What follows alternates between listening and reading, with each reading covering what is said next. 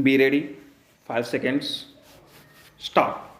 The case of the petitioner is that under the service rules, the period of probation prescribed in 1 year, and since no order was passed extending the period of probation, and consequently, he would be deemed to have been confirmed in December, 2000. Stop. It is urged that the probation could be extended by a maximum period of 3 years, which expired in December, 2003. Stop.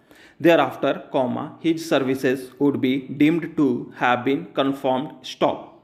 There was no justification in not confirming him in the year 2005 or in postponing the issue relating to confirmation on the ground that his services had not been found to be satisfactory. Stop. It is urged that the same mistake was committed when the respondent refused to confirm the petitioner in October, 2007. Stop. It is further submitted that at the relevant time there was no adverse entry in preceding 5 years. Stop. The solitary adverse entry of the year 2001-2, being an entry more than 5 years old, could not be made basis for not confirming the petitioner and in denying promotion to him. Stop.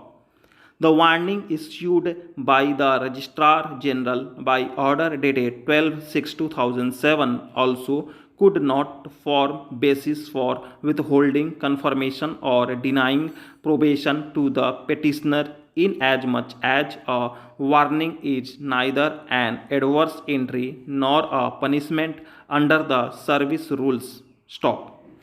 It is pointed out that a preliminary inquiry in another matter, which also formed the basis for denying confirmation, has culminated in favor of the petitioner, and thus, the same could not have been the basis for denying confirmation in service. Stop. Paragraph.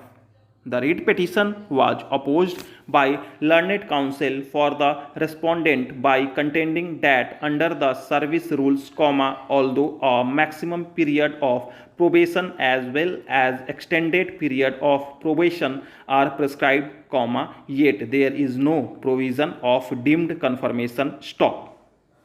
It is submitted that the appointing authority is enjoined with the duty to assess the suitability of a candidate, and he is confirmed only if he is found fit and his integrity is certified. Stop.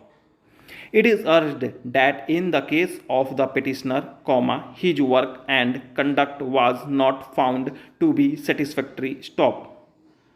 It is submitted that in the year 2001-2 there was an adverse entry against the petitioner, followed by another adverse entry in the year 2004-5, which though was expunged later on. Stop. It is submitted that in the year 2005 the case of the petitioner was considered for confirmation of his services, but it was found to be unsatisfactory. Stop. Consequently, the matter was deferred. Stop. It is pointed out that in a departmental proceeding held against the petitioner, he was found guilty of indiscipline and misbehavior with his superiors. Stop. However, the respondent, taking into consideration the unconditional apology submitted by the petitioner, as well as the fact that it was first such instance, took a lenient view, and instead of awarding any severe punishment, he was let off with a warning to be careful in future and be a disciplined employee. Stop. Ended.